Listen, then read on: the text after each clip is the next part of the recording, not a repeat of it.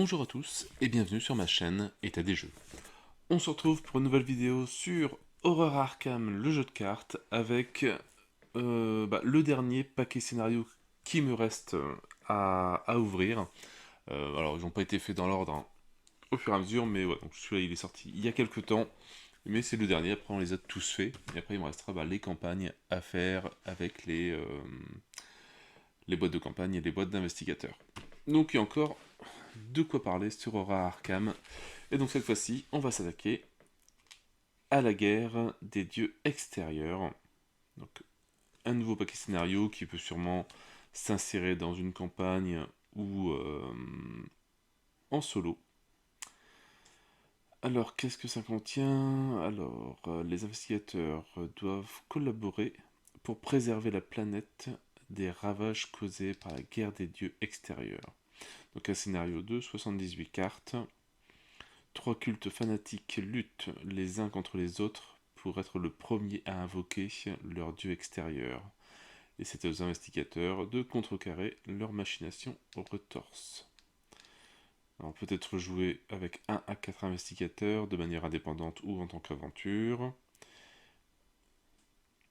Il peut également être joué par n'importe quel nombre d'investigateurs en mode multijoueur épique. Par contre, il faut un exemplaire du paquet est alors requis pour chaque groupe d'investigateurs.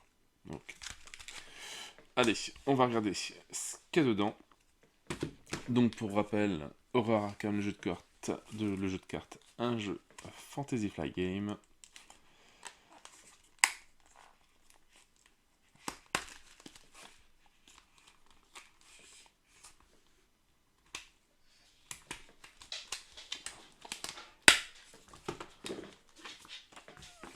Hop, voilà.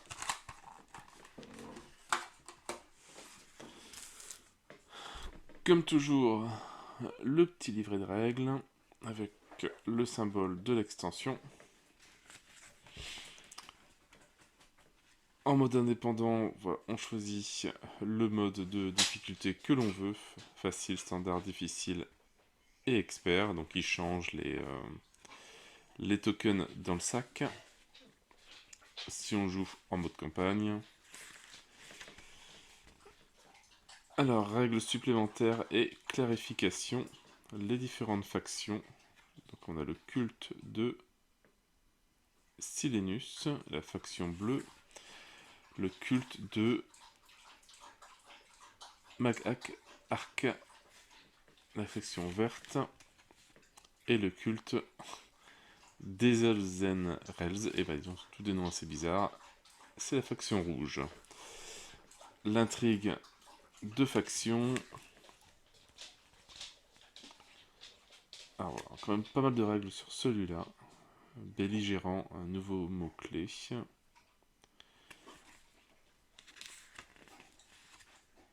Voilà, quand même pas mal de choses à voir sur celui-là.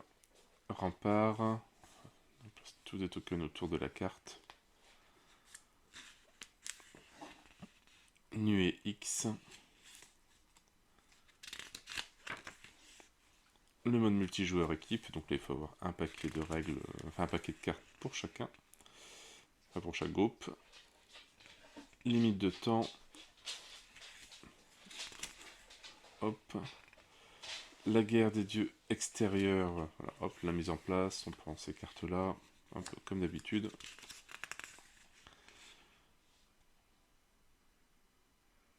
Alors, suggestion de placement des actes intrigue. Suggestion des placements de lieux. Ça fait déjà un beau petit plateau. Ne pas lire avant la fin du scénario.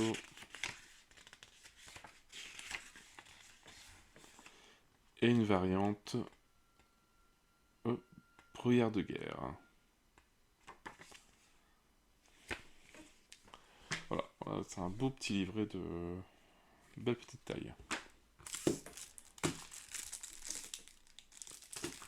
Allez, on va regarder vite fait les différentes cartes.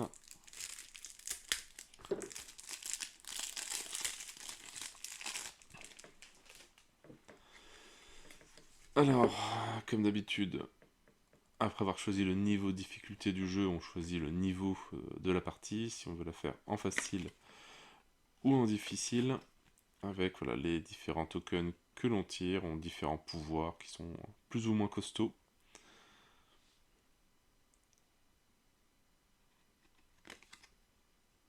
Voilà, et un mode difficile jusque moins 5. Ce qui peut faire mal sur un test. Hein. Moins 5, faut voir un bon petit niveau. Rien que déjà moins 4, c'est déjà pas l'aise. Le mode facile est déjà pas mal.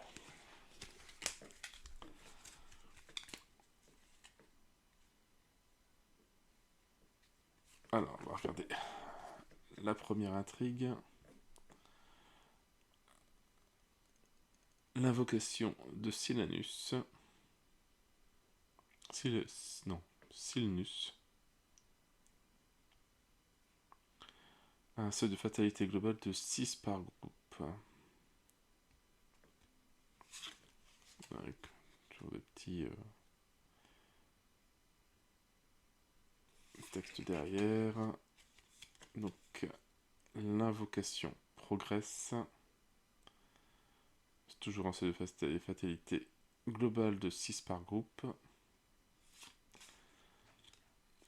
Et l'invocation touche à sa fin.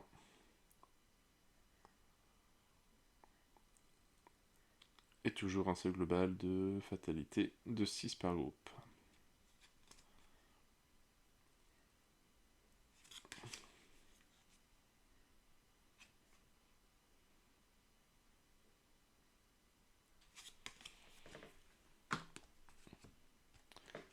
Ah, donc on a des intrigues différentes par couleur.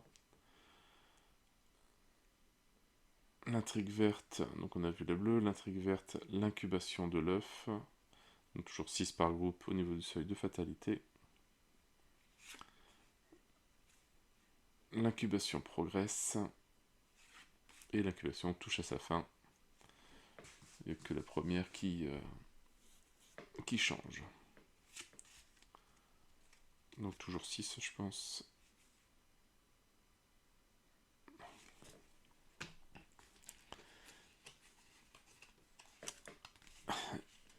Et la rouge, la prolifération de la nuée. Donc un seuil de 6 aussi, fatalité. La prolifération progresse. Toujours 6 en seuil de fatalité. Et la prolifération touche à sa fin. Toujours un seuil de 6.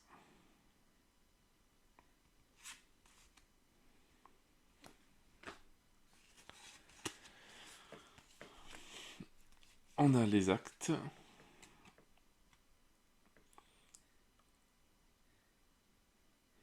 Où là il faut 3 indices par investigateur pour avancer. La guerre des dieux extérieurs. Hop, une fois qu'on a eu 3, on lit tout ça. On arrive à fermer le portail. Bon, là c'est différent.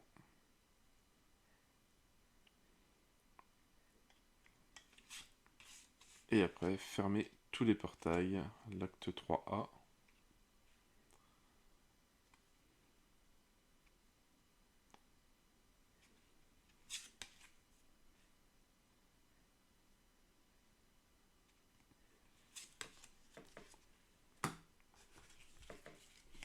Allez, on va regarder un petit peu les lieux.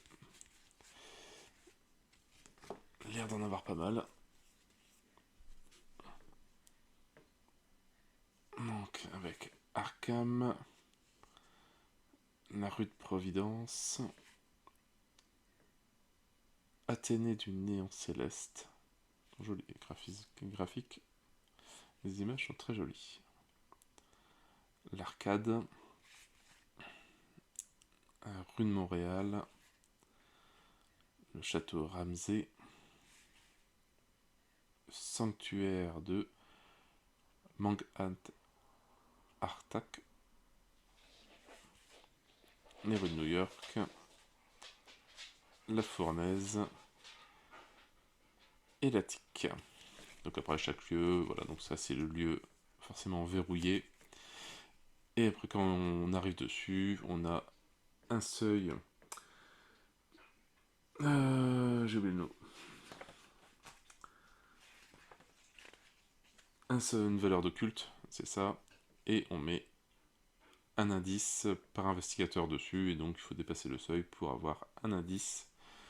Comme d'habitude, voilà, 3 en valeur d'occulte, 4.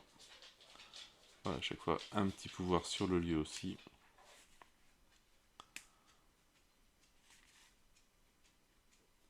Différentes actions qui peuvent être faites sur différents lieux ou des actions automatiques.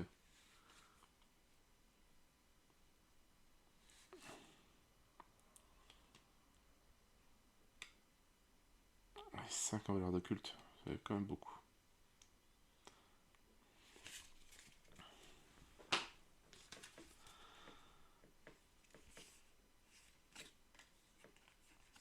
Alors, ça c'est un nouveau type de carte pour moi. Nexus dimensionnel.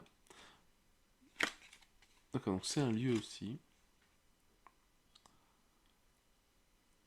Ah oui, bon, c'est là où on met les indices autour. Tant qu'il y a au moins 6 indices autour du Nexus, votre groupe a scellé le Nexus dimensionnel. Et ouais, là c'est quand il est pas scellé.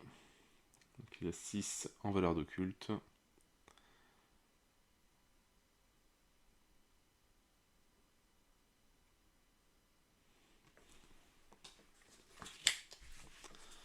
Qu'est-ce qu'on rencontre comme ennemi? Un astronome nihiliste. 3 en attaque, 1 en évasion et 2 points de vie. Alors, à la fin du round, s'il n'y a aucun ennemi vert ou rouge en jeu, placez une fatalité sur l'intrigue bleue. Et il fait des dégâts santé mentale.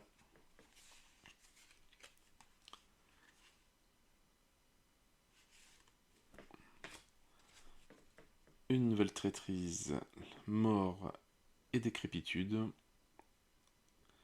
Alors vous devez choisir, placer une fatalité sur l'intrigue bleue, vous et chaque soutien que vous contrôlez subissez un dégât direct. Choisissez un soutien objet que vous contrôlez et retirez-le de la partie.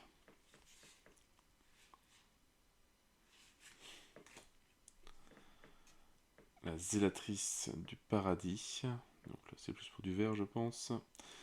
2 en attaque, 3 en évasion et 2 points de vie. Donc dans le sanctuaire du lieu Magan Artak. À la fin du round, s'il n'y a aucun ennemi bleu ou rouge en jeu, placez une fatalité sur l'intrigue verte.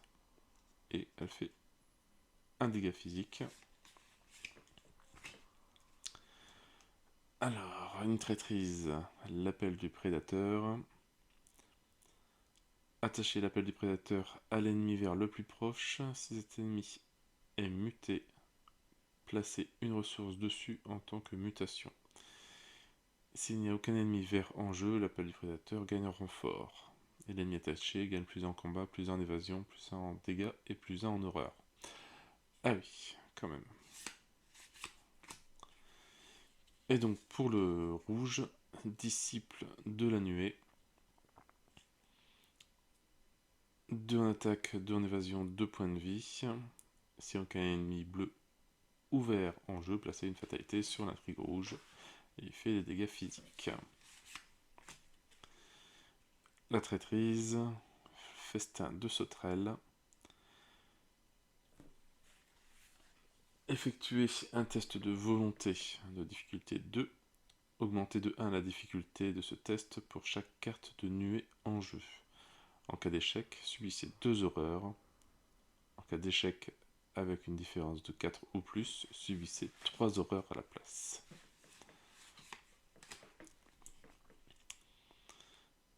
Et une nouvelle traîtrise encore, feu de l'enfer. Quand on la révèle, effectuez un test d'agilité de 4. En cas d'échec, soit vous subissez 2 dégâts, soit vous placez 2 de vos indices sur votre lieu. En cas d'échec, Et si vous faisiez au moins 4 indices, faites les 2 à la place. Ok.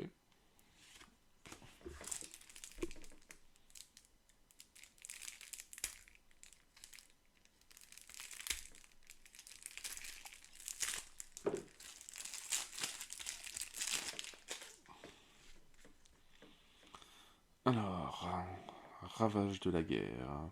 Une traîtrise. Chaque ennemi non élite se déplace et attaque comme si c'était la phase des ennemis. Les ennemis ne s'inclinent pas après avoir attaqué via cet effet. Si aucune attaque n'est effectuée via cet effet, ravage de la guerre gagne renfort.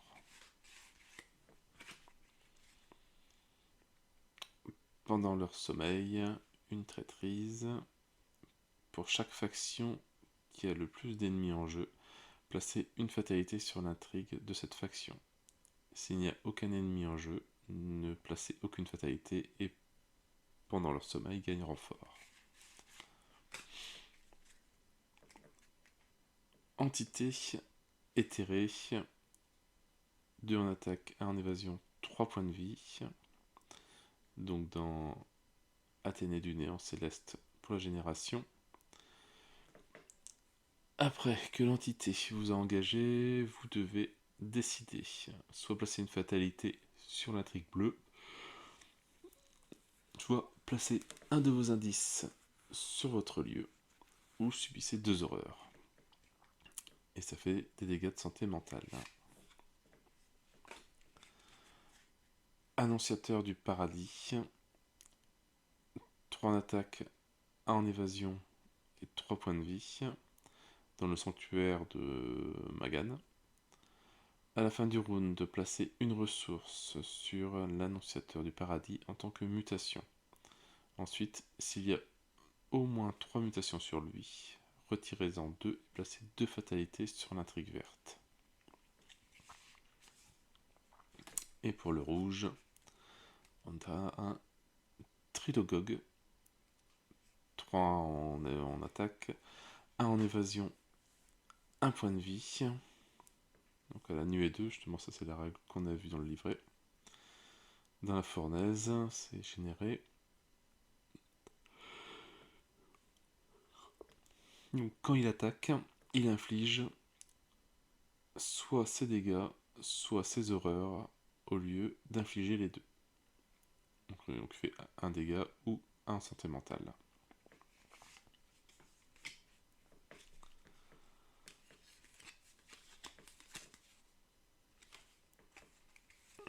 Alors ça c'est pareil, nouveau comme carte pour moi. Je sais même pas ce que c'est comme type. Chaque ennemi bleu perd distant, perd belligérant et gagne chasseur. Objectif, si Silenus est vaincu, on voit le C3.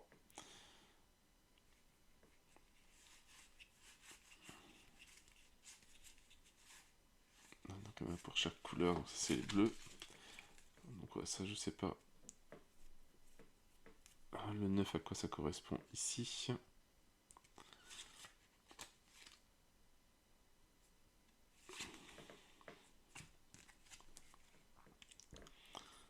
Donc la carte de Silenus. 4 en attaque, 4 en évasion.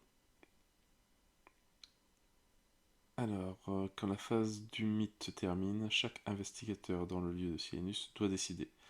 Placez une fatalité sur l'intrigue bleue, retirez de la partie chaque carte dans votre main, ou subissez 3 horreurs. 2 points de victoire, par contre, 1 dégât physique et 3 dégâts mentaux. L'inéluctable mâchoire. 3 en attaque, 5 en évasion, 8 points de vie. Chaque fois qu'une capacité sur une carte rencontre... Alors, chaque fois qu'une capacité sur une carte rencontre bleu force un investigateur à décider, ce dernier doit choisir 2 options au lieu d'une. C'est pas cool. Victoire 1 et un dégât physique et 2 mental.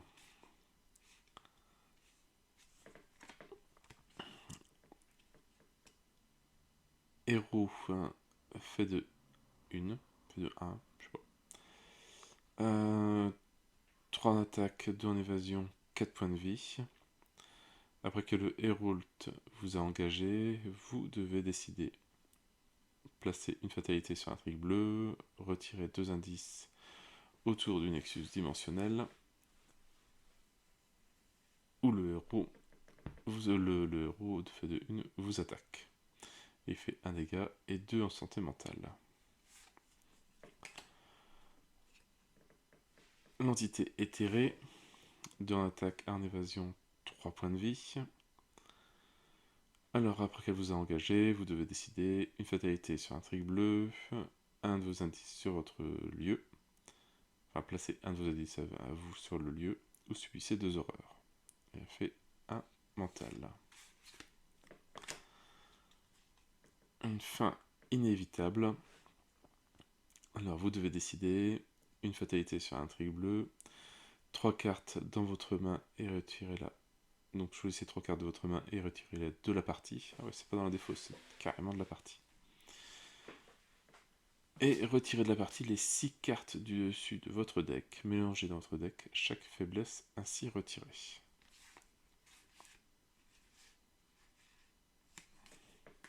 Donc, je pense qu'il y a pareil pour chaque couleur.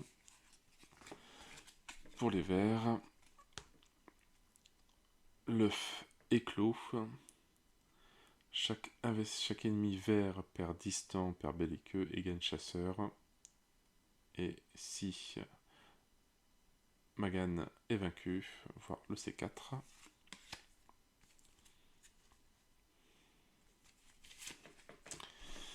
Donc le voilà, lui, Magan.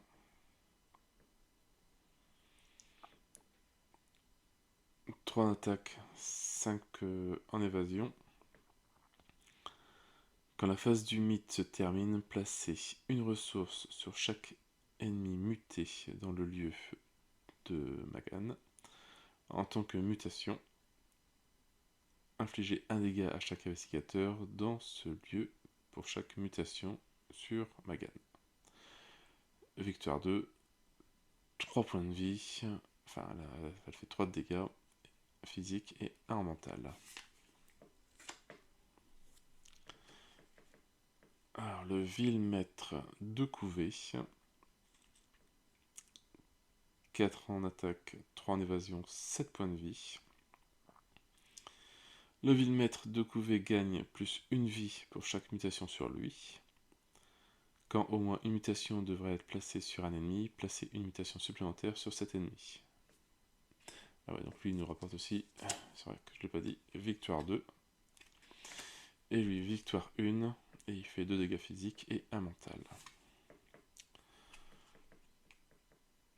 Un Sogot horrifique, 4 en physique, 2 en évasion, 4 points de vie. Alors il gagne plus 1 dégât pour chaque mutation sur lui. Quand il attaque, placez une ressource sur lui en tant que mutation. Et il fait 1 dégât mental.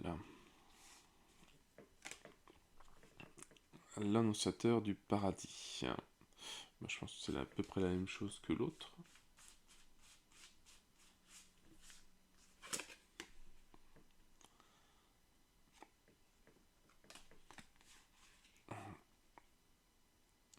Placez une ressource sur l'annonciateur du paradis en tant que mutation. Ainsi, s'il y a au moins 3 mutations sur lui, retirez-en 2 et placez 2 fatalités sur l'intrigue verte. Et pour chasser, une traîtrise, placez une ressource sur l'ennemi muté ayant la valeur de combat la plus élevée en tant que mutation. Cet ennemi se redresse, se déplace, jusqu'à ce qu'il atteigne votre lieu et vous engage. Ensuite, il vous attaque. S'il n'y a aucun ennemi muté en jeu, pour chasser, il gagne renfort.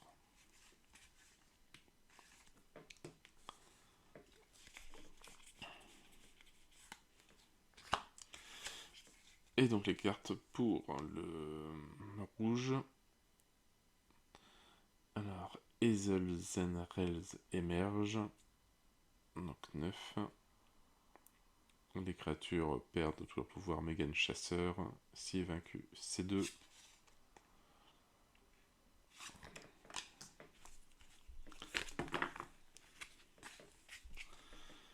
Voilà. Hazel, 5 en attaque, 3 en évasion. Alors, quand la phase de mythe se termine, chaque investigateur dans le lieu d'Elzen choisit une carte de sa main et un soutien qu'il contrôle et les place face cachée sous un ennemi insecte en tant que carte de nuée. Victoire 2, 2 physique et 2 mental au niveau des dégâts. Une horde bourdonnante. 3 en attaque, 3 en évasion, 1 en point de vie. Donc il est nuée 6. Après que la horde bourdonnante est entrée en jeu, chaque investigateur choisit une carte de sa main et la place face cachée sous un ennemi insecte en tant que carte de nuée. Quand la horde bourdonnante attaque, elle inflige soit ses dégâts, soit ses horreurs, au lieu d'infliger les deux. Victoire 1, et donc elle fait un physique et une horreur santé mentale. Un trilogote, on l'a plus ou moins déjà vu. 3 en attaque, 1 en évasion, 1 point de vie. Ça réapparaît dans la fournaise. Alors quand il attaque, il inflige soit ses dégâts, soit ses horreurs, au lieu des deux. Il a fait 1 et 1.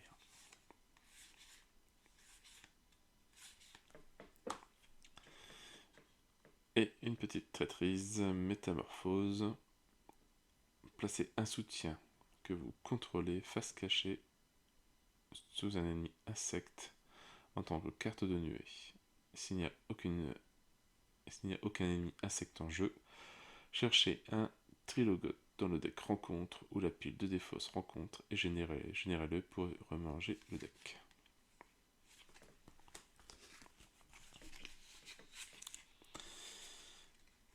Alors, qu'est-ce qu'on trouve à la suite? Tes objets, une cape du royaume extérieur, un soutien coup de 1, 4 charges dessus.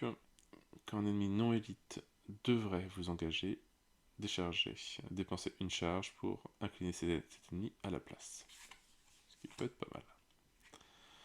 Le portail de poche, un soutien coup de 2.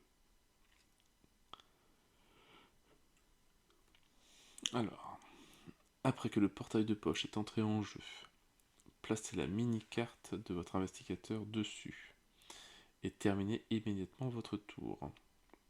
Tant que votre mini-carte est sur le portail de poche, vous n'êtes dans aucun lieu et les ennemis ne peuvent pas être engagés avec vous. Au début de votre tour, défaussez le portail de poche et déplacez-vous vers n'importe quel lieu révélé. Ça m'a l'air pas mal ça. Une fin redoutable, un soutien coup de 1 à 3 charges. Donc soit dépensez une charge et choisissez une option.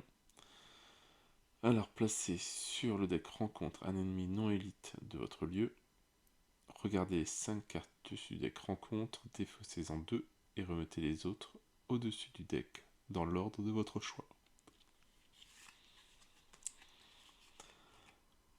La lame d'Artak. Non.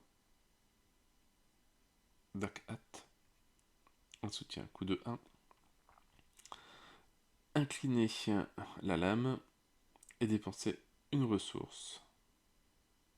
Placez une ressource prise dans la réserve de pion sur la lame et vous gagnez +1 en lutte.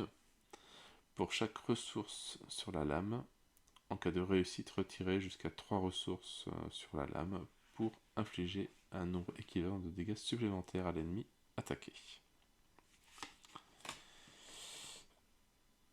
Et le crâne enchanté, un soutien coup de 1. Inclinez le crâne enchanté et placez la carte dessus de votre deck face cachée sous le crâne enchanté. Vous gagnez +1 à votre valeur de compétence pour chaque carte sous le crâne enchanté. Ensuite, défaussez une carte prise au hasard sous le crâne enchanté. Limitez une fois par tour. Ça peut être pas mal. En plus, il n'y a pas de maximum. Bon, ça fait moins de cartes dans son deck, mais ça peut être vraiment pas mal. Et voilà pour ce petit paquet scénario de la guerre des dieux extérieurs, bah, qui pareil, ils ont réussi à faire encore un système bien différent avec voilà, toujours les trois clans. Donc ils arrivent encore à bien innover. Un scénario qui a l'air assez sympathique à jouer.